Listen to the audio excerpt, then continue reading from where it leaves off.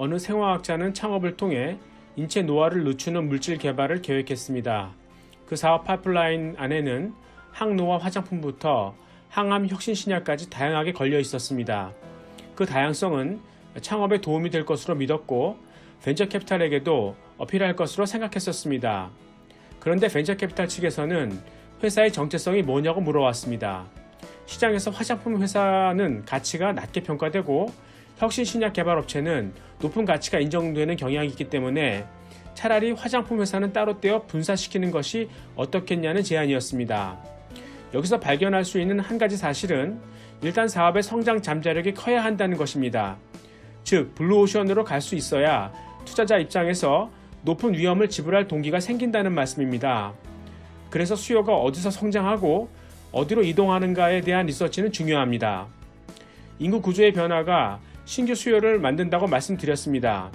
지금 소비할 수 있는 구매력을 갖고 있는 사람들은 은퇴 중에 있는 베이비부머들, 즉 노인들입니다. 즉 그들의 고민을 해결해 주는 것 자체가 신성장 사업이 될 수 있습니다. 그 예를 들어보겠습니다. 먼저 늙어갈수록 체내 면역력이 떨어집니다. 하루에도 수많은 암세포가 세포 분열 과정에서의 오류로 인해 인체 안에서 발생하지만 면역세포가 제거합니다.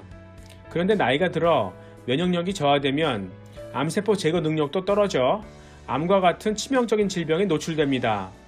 따라서 질병과 싸울 수 있는 혁신 신약을 개발하는 바이오텍 앤드 헬스케어 스타트업에 자금이 쏠립니다.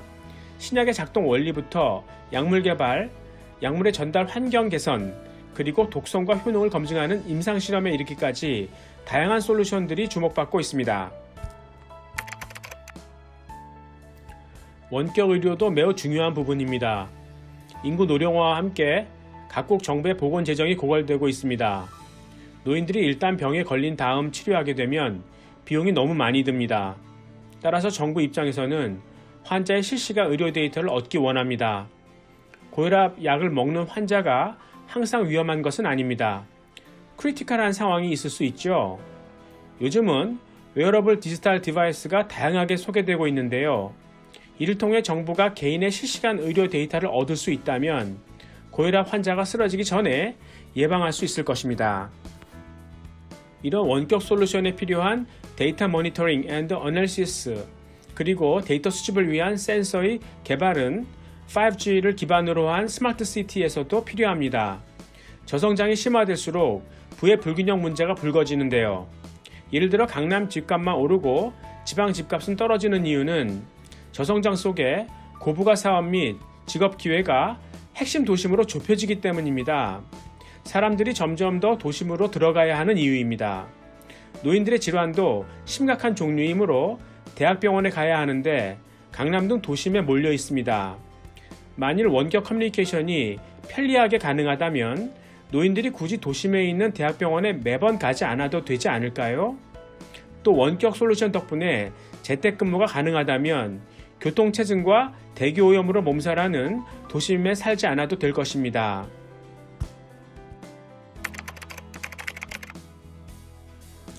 한편 노인들은 더 이상 임금소득을 얻기 어렵기 때문에 절약을 해야 합니다. 사실 노인들의 소비 위축이 만든 경제 저성장으로 인해 젊은이들도 덩달아 절약을 해야겠네요. 공유경제도 이런 배경에서 탄생했습니다. 함께 나눠 쓰면 절약이 가능하죠. 대표적인 것이 자동차 공유 플랫폼입니다. 자율주행 솔루션도 수십 년 전부터 거론되었지만 개발되지 않았던 이유는 차를 나눠 쓸 필요가 없었기 때문입니다.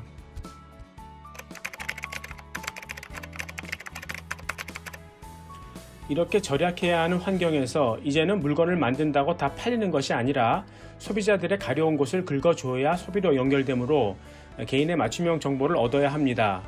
그래서 빅데이터 플랫폼이 등장했고요. 팽이라고 불리는 미국의 텍 기업들마다 지금의 영업 형태는 다르지만 그들이 궁극적으로 지향하는 것은 같습니다.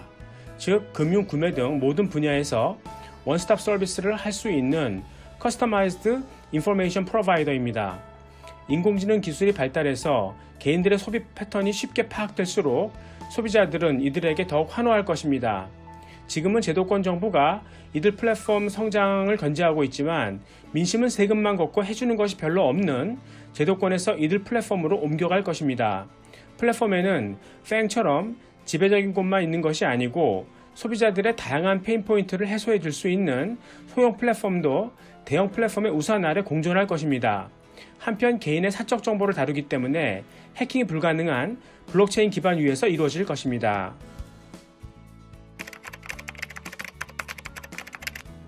한편 은퇴한 노인들은 평생 저축한 돈으로 여생을 살아야 합니다.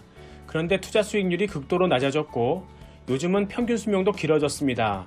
그들은 일단 자산 배분을 통해 장기적으로 의도된 수익률을 얻어야 하는데요.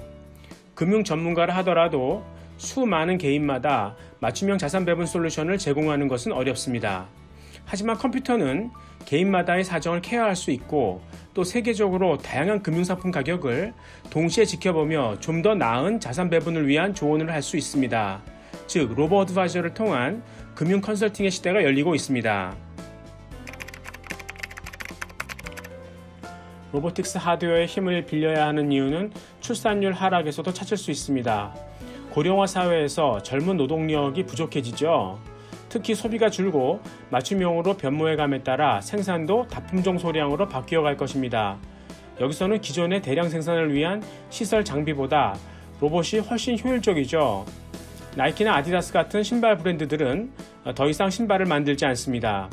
전 세계에 퍼져 있는 그들의 매장에서 판매 패턴을 인공지능이 분석하여 베트남 등 저임금 생산 기지로 바로 주문을 냅니다. 앞으로는 맞춤형 수요가 다양해질수록 이들 공장조차도 사람이나 기계보다 로봇이 자리를 넓혀갈 것으로 보입니다. 즉 사람은 집에서 프로그램만 전달하고 직장이나 공장에는 로봇이 모여 일하는 시대로 넘어갈 것 같습니다. 끝으로 환경 문제를 생각해 봅시다. 노르웨이는 석유 의존도가 매우 높은 산유국임에도 불구하고 향후 석유 엔진 자동차의 생산을 금지하겠다고 발표했습니다. 오일 메이저조차도 석유로부터의 탈출을 시도하고 있고요. 한편 신재생 에너지 발전 단가는 빠르게 하락하고 있습니다. 물론 태양광 풍력에서도 기술 혁신이 진행되고 있지만 금리 하락이 큰 요인을 차지합니다. 태양이나 바람 같은 자연재는 비용이 제로이므로 신재생 발전 단가는 발전소 건립 비용, 즉 감가상각비 및 금융비용이 대부분인데 금융비용이 극도로 낮아진 셈이죠. 저금리가 구조적인 현상이므로 친환경으로의 이동을 촉진시킬 전망입니다. 결국 친환경이란 에너지의 패권이 석유에서 전기로 이동하는 것인데 문제는 태양광이나 풍력 발전이 불규칙하게 이루어지므로 전기를 저장할 수 있는 배터리가 필요합니다. 그런데 배터리가 소재의 문제로 인해 마음껏 커질 수 없다는 한계를 갖고 있습니다. 지난 10년 중국 정부는 보조금을 지급하며 신재생 발전소를 크게 확충했습니다만 배터리 부족으로 인해 신재생에서 얻어지는 전기를 그냥 흘려버리고 있습니다. 그렇다면 신재생 발전으로 싸게 얻은 전기로 전기 분해를 통해 수소를 만든 다음 이를 전기가 필요한 곳으로 운송하여 다시 발전하자는 움직임이 생기고 있습니다. 즉 신재생 발전 단가 하락의 수혜가 배터리를 넘어 수소전지로 넘어오고 있습니다.